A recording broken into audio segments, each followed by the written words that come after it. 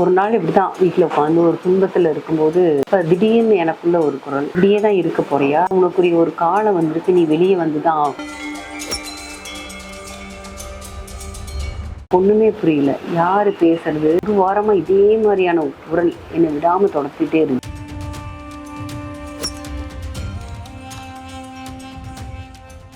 இந்த உணவு நீ இப்ப சாப்பிடக்கூடாது, அப்படியே வச்சிரு ஒரு குரல். என்னால அந்த குரலை மீறி ஒண்ணுமே செயல்பட முடியல. நேரா நீ பழனிக்கு வரணும், அப்பா நீ உன்னோட கையில உள்ள மோதிரத்தை கழட்டி இங்க உள்ள உண்டியல்ல போட்டு அப்படின்னும் போது அவ சுத்தி முத்தி பாக்குறா, யாரு நமக்கு சொல்றது அப்படின்னு. கிட்டத்தட்ட அதுக்கப்புறம் ஒரு வாரம் நான் அமைதியாவே இருந்தேன், யார்கிட்ட சொல்றதுன்னு எனக்கு தெரியல. அப்ப மறுபடியும் தேடுதல், நமக்குள்ள அந்த பேசுறது யாரு ஆனா இந்த குரல் அதோட தீவிரத்தன்மை நாளாக நாளாக அதிகமா. 5 நிமிஷம் உட்கார்ந்தனா என்னால உட்காரவே முடியாது. நீ கேட்டுட்டே இருந்தேல ரொம்ப நாளா, உன்னோட குருநாதர் யாருன்னு சொல்லி. உனக்கு உன்னோட குருநாதர் யாருன்னு சொல்லவா? என்னால் நம்ப முடியல. அப்ப அவரு அவ்வளவு பெரிய மகானா இருக்கிறவர் நம்மளை போய் கூப்பிட போறாரா அப்படின்னு பேசாம விட்டேன். மறுநாள் காலையில 8:30 மணிக்கு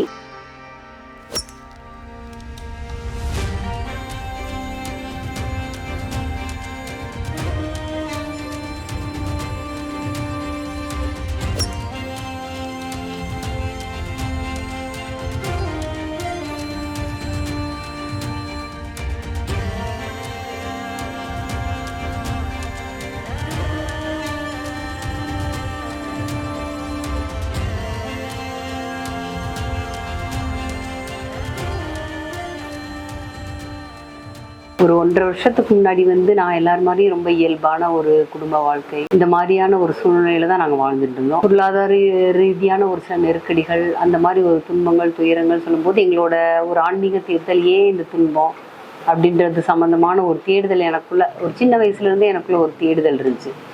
கடவுள்னா யாரு, நீங்க தான் இருக்காரு, ஏன் இந்த மாதிரியான வாழ்க்கை, ஏன் இந்த துன்பம், இந்த மாதிரியான பயங்கர தேடுதல் சின்னதுல இருந்தது. ஆனா எந்த ஒரு இடத்துக்கு நிறைய தியான சென்டர்கள்லாம் போயிருக்கேன், பல பக்கம் போய் ஒரு தேடுதல். அப்ப யோசித்து பார்க்கும் போதோ நிறைய பேர்கிட்ட போய் தீட்சை வாங்கியிருக்கோம், அதெல்லாம் ட்ரைனிங் போயிருக்கோம்.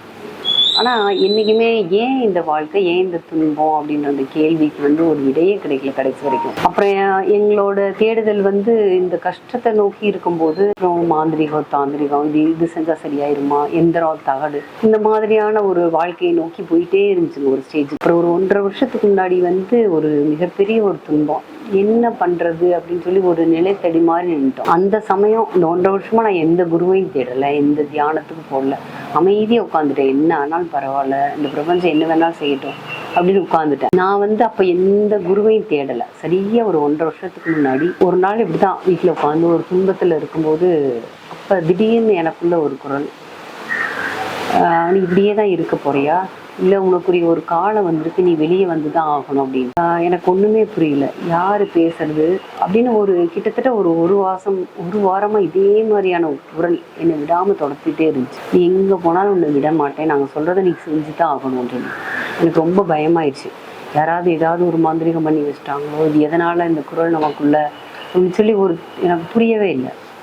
ஒரு நாள் சரியாக ஒரு வியாழக்கிழமை வீட்டில் ஒரு வெஜிடபிள் பிரியாணி பண்ணி, அப்போ எல்லாருக்கும் சாப்பாடு போட்டு கொடுத்துட்டு நான் சாப்பிட்றதுக்காக ஒரு தட்டில் அதை போட்டு சாப்பிட எடுத்து வைக்கும்போது, இந்த உணவு நீ இப்போ சாப்பிடக்கூடாது, அப்படியே வச்சிரு அப்படின்னு ஒரு குரல். என்னால் அந்த குரலை மீறி ஒன்றுமே செயல்பட முடியல. இந்த சாப்பாடை அப்படியே ஒரு டப்பாவில் போட்டுட்டு 2 டப்பாவாக போட்டு போயிடல, நேராக நீ பழனிக்கு வரணும், அங்கே ஈஸ்வரப்பட்ட ஜீவ சமாதி எதுன்னு கேளு, நீ வர்ற இடத்துலயே உன்னை குறுக்காட்டி ஒரு பெண் கையேந்துவாங்க, அவங்க கிட்ட ஒரு டப்பாவை கொடுத்துரு, அதுக்கப்புறம் நீ அந்த சமாதி எங்கன்னு கண்டுபிடிச்சி அங்கே நீ வரணும், அங்கே என்னோட சன்னிதானத்தில் இதை வச்சுட்டு தான் நீ உணவுன்னு ஒன்று எடுத்துக்கணும் அப்படின்னு ஒரு உத்தரவு. என்னால் அந்த குரலை தட்ட முடியல, வீட்டில் உள்ளவங்களுக்குலாம் ஒன்றுமே புரியல. நான் பழனி போய் ஆகும்னு நினைப்போ சரின்னு எல்லாரும் வந்துட்டாங்க. அதே மாதிரி 2 டப்பா போட்டு வந்தேன். வர வழியெல்லாம் என்னோட ஃபேமிலி என்ன நினைக்கிறாங்கன்னா, இந்த ப்ராப்ளம் இருந்தனால அம்மாவுக்கு ஏதோ ஒரு ப்ராப்ளம் ஆயிடுச்சாட்டிருக்கு அப்படின்னு சொல்லி என்னோட பொண்ணு ரொம்ப யோசனையிலே வந்துட்டு இருந்திருக்காங்க. ஐயா சொன்ன மாதிரியே ஒரு சிக்னல் வரும்போது ஒரு பொண்ணு கையேந்துறாங்க. இப்போ ஒரு குரல் ஒலிக்குது, நீ இந்த டப்பா உள்ள இருந்து ஒன்று எடுத்து கொடுத்துரு அப்படின்னு சொல்லி. அப்போ அந்த கையேந்து அந்த கையில் வந்து அந்த சாப்பாடை கொடுத்துட்டு நேராக ஈஸ்வரபட்டரோட ஜீவ சமாதி எது அப்படின்னு சொல்லி கேட்டு நேராக அங்கே வந்துட்டேன். அங்கே வந்ததுக்கப்புறம் மறுபடியும் அங்கே சாப்பாடு வச்சதுக்கப்புறம் அப்போ வந்து அவரோட சீடர் ஒருத்தர் வந்து ஐயா சம்பந்தமான ஒரு பாடல் படிச்சுட்டே இருந்தார். நான் உட்காந்து கேட்கும்போது அவ்வளோ ஒரு சுகமாக இருந்துச்சு. அந்த பாடலை முழுமையாக கேட்டு உணர்ந்த போது என்னோட பொண்ணு வந்து காலேஜ் படிக்கிறா. அவள் என்ன பின்னாடி உட்கார்ந்தவளுக்கு அதே மாதிரி ஒரு குரல் கேட்டு, பாப்பா நீ வந்து உன்னோட கையில் உள்ள மோதிரத்தை கழட்டி இங்கே உள்ள உண்டியலில் போட்டுரு அப்படின்னும் போது அவள் சுற்றி பார்க்குறா யாரு நமக்கு சொல்கிறது அப்படின்ட்டு. அப்புறம் ரொம்ப நேரம் ஒரு 100 டைம் பக்கம் அந்த விடாத அந்த குரல் அவள்கிட்ட கேட்கவுமே பயந்துட்டா. அப்புறம் வரும்போது அது வெள்ளி ரிங்காக வேற இருந்திருக்கு. சரி ஒரு அரைகுறை மனசோட அவள் அந்த ரிங்கை கழட்டி உண்டியலில் போட்டு அவளும் அமைதியாக வந்துட்டா. நான் மறுபடியும் அதே சன்னிதானத்தில் சாப்பாடை சாப்பிட்டுட்டு வந்துட்டேன். அப்போருந்து விடாத எனக்குள்ள அந்த குரல் துரத்திக்கிட்டே இருந்துச்சு. கிட்டத்தட்ட அதுக்கப்புறம் ஒரு வாரம் நான் அமைதியாகவே இருந்தேன். யார்கிட்ட சொல்கிறதுன்னு எனக்கு தெரியல. அப்புறம் ஒரு வாரம் கழிச்சு கரெக்டாக என்னோட பொண்ணு சொல்கிறான், அம்மா என்னன்னே தெரில, எனக்குள்ள இப்படி ஒரு சத்தம் கேட்டுகிட்டே இருக்குது, நிறையா சொல்கிறாரு, எனக்கு ஒன்றுமே புரியல அப்படின்னும் போது அப்போ தான் நான் அவர்கிட்ட சொல்கிறேன், ஆமாம் பாப்பா எனக்கும் இதே மாதிரி ஒரு 10-20 நாளாக என்னால் வந்து ஒன்றுமே செய்ய முடியல அப்படின்னு 2 பேரும் பேசிட்டு. நான் ஈஸ்வரபட்டரோட ஜீவ சமாதி போகும்போது அந்த சீடர் மூலமா எங்களுக்கு ஒரு பாடல் கிடைச்சிது, ஈஸ்வரபட்டர் ஐயா சம்மந்தப்பட்டது. அப்போ நாங்கள் அந்த பாடலை வந்து எழுதி கொண்டு வந்துட்டோம். வீட்டுக்கு வந்ததுக்கப்புறம் இப்போ எனக்குள்ள அந்த குரல் மறுபடியும் கேட்கு, நீ போய் இந்த பாடலை எடுத்து இப்போ போய் உட்காந்து அமைதியாக உட்காந்து ஒரு 5 தடவை இதோட பாடலை படி அப்படின்னு சொல்லி. என்னால் அதை மீறவும் முடியல, ஒன்றும் செய்ய முடியல. சரின்ட்டு அந்த பாடலை வந்து நான் உள்ளே போய் ஒரு ரூமில் உட்காந்துட்டு அமைதியாக ஒரு ரூமை வந்து கம்ப்ளீட்டாக ஒதுக்கிடுன்னு சொல்லிட்டார், ஒரு பெட்ரூமை. அப்போ அந்த ரூமை பூரா க்ளீன் பண்ணிவிட்டு ஒரு டேபிள் சேர் மட்டும் போட்டுட்டு அந்த பாடல் உட்காந்து கரெக்டாக ஒரு 5 டைம் படித்ததுக்கப்புறம் ஒரு 10 நிமிஷம் அந்த எண்ணங்கள் இருக்கும். அவர் மறுபடியும் நான் நார்மலுக்கு வந்துடுவேன். மறுபடியும் என்னோட வேலையில் பார்க்க ஆரம்பிச்சு. அப்போ மறுபடியும் தேடுதல், நமக்குள்ளே அந்த பேசுகிறது யார், இல்லை நம்மளே ஏதாவது ஒரு மாயைக்குள்ளே ஒரு கற்பனைக்குள்ளேயே போயிட்டோமா அப்படின்னு எனக்கு ஒன்றுமே புரியல. ஆனால் இந்த குரல் அதோட தீவிரத்தன்மை நாளாக அதிகமாக. நான் 5 நிமிஷம் உட்காந்தேன்னா என்னால் உட்காரவே முடியாது, நரம்பில் அவ்வளோ ப்ராப்ளம் இருக்குது. ஆனால் 5 நிமிஷத்துக்கு அப்புறம் 5 நிமிஷம் 10 நிமிஷம் ஆச்சு, அப்படியே அரை மணி நேரம் 1 மணி நேரம் இப்படியே உட்கார ஆரம்பிச்சேன். அப்புறம் உள்ளே போகும்போது கரெக்டாக இத்தனை தடவை அந்த பாடல் படி அப்படின்னு சொல்லுவார். அப்புறம் கொஞ்ச நாள் அப்படியே ஒவ்வொரு உத்தரவாக மாறி என்னை உட்கார வச்சுருக்காங்க. ஒரு கிட்டத்தட்ட ஒரு 3 மாதம் என்னை முதல்ல உட்கார வச்சு அந்த பாடல் படித்து நீ முதல்ல அமைதியாக்கியிருக்காங்க.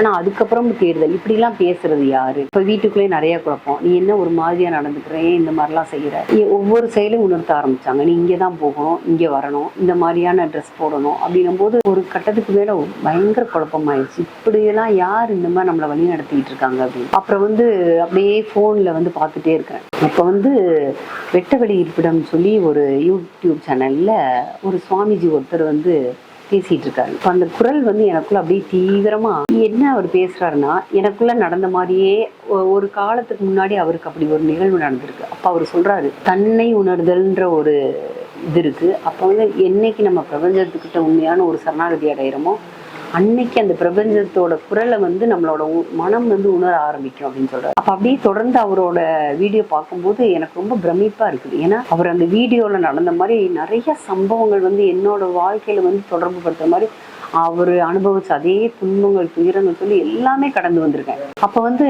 நான் என்ன அறியாமையே அந்த சேனல் அப்படியே ஃபாலோ பண்ணிக்கிட்டே இருக்கேன். இதுக்கிடையில தியானம் ஒரு பக்கம் போயிட்டே இருக்கும்போது எனக்கு தியானம் வரும்போது என்னோட மனசுல கேள்வி எழுந்துட்டு இருக்கும், நீங்க பேசுறது யாருன்னு என்னால உணர முடியல, நீங்க யாரு அப்படின்னும் போது இப்ப நீ அதை தெரிஞ்சு ஒண்ணும் பண்ண போறதுல அமைதியா இரு, இதை கடந்து போ அப்படின்னு அதோட முடிச்சுக்குவாரு. அப்புறம் கரெக்டா இதே மாதிரி ஒரு வருஷம் என்ன ஒவ்வொரு செயலையும் வழிகாட்டு, அதாவது சொல்ல முடியாத எவ்வளவு ஒரு துன்பம் இருந்தாலும் ஒரு நூலில மாறி அது அப்படியே போயிருக்கும் அந்த இடத்துல. அப்போ ஒரு பிரமிப்பு ஏற்பட்டுச்சு. 1.5 வருஷம் ஆயிடுச்சுங்க அதே நிகழ்வுல. அப்புறம் 1.5 வருஷத்துக்கு அப்புறம் கரெக்டா இப்ப இருந்து ஒரு 3 மாசத்துக்கு முன்னாடி இப்ப ஒரு நாள் தியானத்துல என்ன கேட்கிறாரு, நீ கேட்டுட்டே இருந்தேல ரொம்ப நாளா உன்னோட குருநாதர் யாருன்னு சொல்லி, உனக்கு உன்னோட குருநாதர் யாருன்னு சொல்லவா அப்படின்னு கேட்டாருங்க. நீ ஒரு சேனல் தொடர்ந்து பார்த்துட்டு நான் ஒரே ஒரு தடவை அவரை சந்திச்சிருக்கேன் திருவண்ணாமலையில போய். அப்ப அவர் என்னை பார்த்து லைட்டா சிரிச்சாரு, என்னம்மா அப்படின்னாரு. நான் என்ன பதில் சொல்றேன்னே தெரியல, நமக்குள்ள இப்படி நடக்கிறதுலாம் ஏன்னா நிறைய பேர் இருந்தாங்க, அவங்க முன்னாடி நம்ம என்ன சொல்றோம்னு சொல்லி அமைதியா வந்துட்டேன். அப்ப அவர் என்னை பார்த்து ஒரே ஒரு சிரிப்போட அவர் நிறுத்திக்கிட்டாரு. நான் பேசாம வந்துட்டேன். அந்த 1 வருஷத்துக்கு முன்னாடி அந்த பிரபஞ்சம் எனக்கு உணர்த்துது, உன்னோட குருநாதர் இப்போ ஒருத்தர் பிரசன்ட்ல இருக்காருன்னு. அவரை நான் உனக்கு யாருன்னு உணர்த்துவான்னு கேட்கும்போது எனக்கு அவ்வளோ அடடா 1.5 வருஷமா தேடி இருந்த குருநாதரை சொல்ல போறான்னு ரொம்ப சந்தோஷமாயிட்டேன். அப்ப யாருன்னு அப்படி யோசிக்கும் போது அப்ப அவர் சொல்றாரு, இவ்வளோ நாள் யாரை தேடி யாரோட வீடியோக்குள்ளேயே பார்த்துட்டு இருந்தே அவர் தான் உன்னோட இப்ப உள்ள குருநாதர், லைவ்ல இப்ப உள்ளவர் அப்படின்னு சொல்லாரு. எனக்கு அப்படி ஒரு அதிர்ச்சி. ஏன்னா 1 வருஷமா நம்ம அவரை ஃபாலோ பண்றோம். ஒரு தடவை அவரை போய் நேர்லையும் பார்த்துட்டு வந்திருக்கோம். ஆனா அப்பெல்லாம் உணர்த்தாத இந்த பிரபஞ்சம் இப்ப ஏன் இப்படி சொல்லுதுன்னு சொல்லி எனக்கு பயங்கரமா கண் கலங்கிட்டேன். சரி, நான் மறுநாள் விட்டுட்டேன். அப்புறம் மறுநாள் பார்த்தா அவரோட வீடியோ பார்க்கும்போது அவர் சேலத்துக்கு வந்திருக்காருன்னு சொல்லி என்னோட போன்ல பாக்குறேன். இப்ப என்னோட மனம் துடிக்குது. இறைவா, இவ்வளவு நாள் வந்து அவர் குருநாதன் தெரியாமே போய் பார்த்துக்கோ, இப்போ ஒரு தடவை அவரை நம்ம போய் பார்த்துறோம் நேரடியா அப்படின்னு நினைக்கும் போது, அவர் சேலத்துல இருக்காரு. என்னோட கணவர்கிட்ட கேட்கும்போது, இல்லை இப்ப போற சூழ்நிலை எல்லாம் நேரம் ஆயிடுச்சு, விட்டுரு அப்படின்ட்டு. நைட்டெல்லாம் ஒரே போராட்டம், என்னால் அவரை பார்க்கவே முடியாதா அப்படின்னு சொல்லும்போது, நான் பொதுவாக வந்து எனக்கு டைமிங் இருக்கும். இத்தனை மணிக்கு நீ தியானத்துல உட்காரணும்னு ஒரு கட்டளை வரும். கரெக்டாக 6 மணிக்கு உட்காரும்போது சொல்றாரு, நீ ரொம்ப கவலைப்பட்டு அழாத, உன்னோட குருநாதர் நீ நினைக்கிற இல்லை அவரே உன்னை கூப்பிடுவாரு, நீ அமைதியா இரு அப்படின்னு. என்னால் நம்ப முடியல. அப்ப அவரு அவ்வளோ பெரிய மகானா இருக்கிறவர் நம்மளை போய் கூப்பிட போறாரா அப்படின்னு பேசாம விட்டேன். மறுநாள் காலையில 8:30 மணிக்கு திருவண்ணாமலையிலேருந்து ஃபோன் வருது. உங்க பேர் முத்துலட்சுமி அப்படின்னு கேட்குறாங்க. ஆமான்னு சொல்லுவோம். இருங்க, குருநாதர் உங்ககிட்ட பேசுறாரு. எனக்கு நம்பவே முடியல என்னோட கண்ணையே. அப்புறம் பார்த்தா ஃபோன் எடுத்து அவரு, என்னம்மா முத்துலட்சுமி, உன்னோட பக்கத்துல ஒரு அன்னதானம் போடலாமா அப்படின்னு கேட்குறாரு. அப்படின்னு கேட்டவர் என்ன சொல்றாருன்னா, இன்னைக்கு சாயந்தரம் 5:30 மணிக்கு உன்னோட இடம் எங்கன்னு சொல்லி அங்கே வந்துடுறோம், அங்கே அன்னதானத்துக்கு ஏற்பாடு பண்ணிடு, 2 பேர் வராங்களோ நீ உன்னோட கையால் அன்னதானம் போட்டுற சரியா அப்படின்ட்டு போன வச்சுட்டாங்க. எனக்கு ஒண்ணுமே புரியல. மணி அப்பவே 9 புது ஊர். ஏன்னா என்னோட சொந்த ஊர் திருப்பூர். நான் பெருந்துறையில வந்து நான் யாரை பிடிக்கிறது, எப்படி நான் அன்னதானம் போறது எனக்கு எதுவுமே தெரியல. ஒரு நண்பர் மூலியமா சென்னிமலையில கேட்கறேன், எனக்கு இங்க யாரையுமே தெரியாது, உங்க பகுதியில் அரேஞ்ச் பண்ண முடியுமானா சரி பண்ணிக்கலாம் அப்படின்றாரு விஜய்ன்னு சொல்லி. அப்புறம் அவரு வந்து சரின்னு சொல்லவுமே கிட்டத்தட்ட 3-4 மணி ஆயிடுச்சு. அவர் ஃபோன் பண்ணி எல்லாரையும் கூப்பிட்டு இருக்காரு. அது வரைக்கும் யாருமே வரல. என்ன பண்றேன்னு தெரியல. குருநாதர் 5:30 மணிக்கு வரும்போது நம்ம இப்படி போய் நிக்கிறது அப்படின்னு சொல்லி என்னோட அப்படி ஒரு பதட்டம். ஒரு 4 மணிக்கு ஒரு இடத்த செலக்ட் பண்ணோம். சரி, ஒரு ஜீவ சமாதியில ஒரு இடம் இருந்து சென்னிமலை கடிவாரத்துல. சரின்னா அந்த இடத்துல போய் அங்க அவங்ககிட்ட கேட்கும் போது அவங்க சொல்றாங்க 3 பேர் இருக்கிறோம், எல்லார்ட்டையும் பர்மிஷன் கிட்டதான் இடம் கிடைக்கும் அப்படின்றாங்க.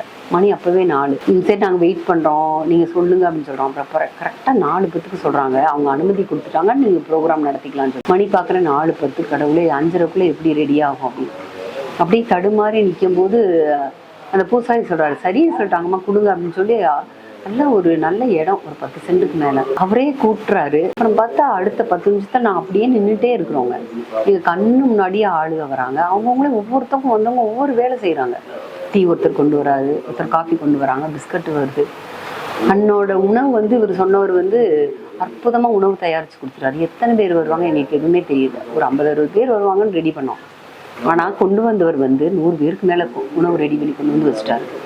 ஆனா கரெக்டா குருநாதர் 5:30 ஒரு 6:30க்கு தான் வந்தாருங்க. அப்படியே அவர் வரும்போது என்னோட மனத்துல இருந்து ஒரு வார்த்தை கூட வரல. அமைதியா அவரை பார்த்துட்டே நின்றுருக்கேன். அப்புறம் வந்தாரு. அவர் இயல்பா ஒரு ஸ்பீச் கொடுத்தாரு. சாப்பாடு பார்த்தா 120 பேர் அவரோட ப்ரோக்ராம் அட்டெண்ட் பண்ணாங்க. அவ்வளோ பேருக்கு உணவு கொடுத்தாரு. அப்போ எனக்கு ஒரு மனம் துடிக்குது, நம்மளோட இதை பற்றி இவர்கிட்ட சொல்லலாமா வேண்டாமா அப்படின்னு. ஐயா அப்படின்றேன். இன்னைக்கு திரும்பி பார்த்தவர், உன்னோட பொண்ணோட விசேஷத்துக்கு நான் வருவேம்மா அப்படின்ட்டு அவர் வண்டி ஏறி போயிட்டாருங்க. ஒன்றுமே புரியல. என்னடா இவரும் இப்படி போயிட்டாரு, என்னடா நம்ம வாழ்க்கைக்குரிய பதில் என்ன, இந்த விடை தெரியாமல் போயிட்டு இருக்கு, இந்த கேள்விக்கெல்லாம் என்னதான் விடை. அமைதியாக பயணம் செய்யும் போது மறுபடியும் உள்ளுணர்வு, நீ அமைதியாக பயணம் அது மாதிரி முதல்ல எனக்கு இந்த 1.5 வருஷத்துக்கு முன்னாடி ஒரு உள்ளுணர்வு வரும்போதே ஃபர்ஸ்டே சொல்லியிருந்தாங்க, நீ வந்து பஞ்சபூத பிரம்மஸ்தலன்னு ஒரு இடத்த வந்து உருவாகி இருக்குது, அந்த இடத்துல ஒரு முருகனுக்குரிய ஒரு கோயில் நீ உன்னால கட்டப்படும் அப்படின்னு சொல்றாங்க.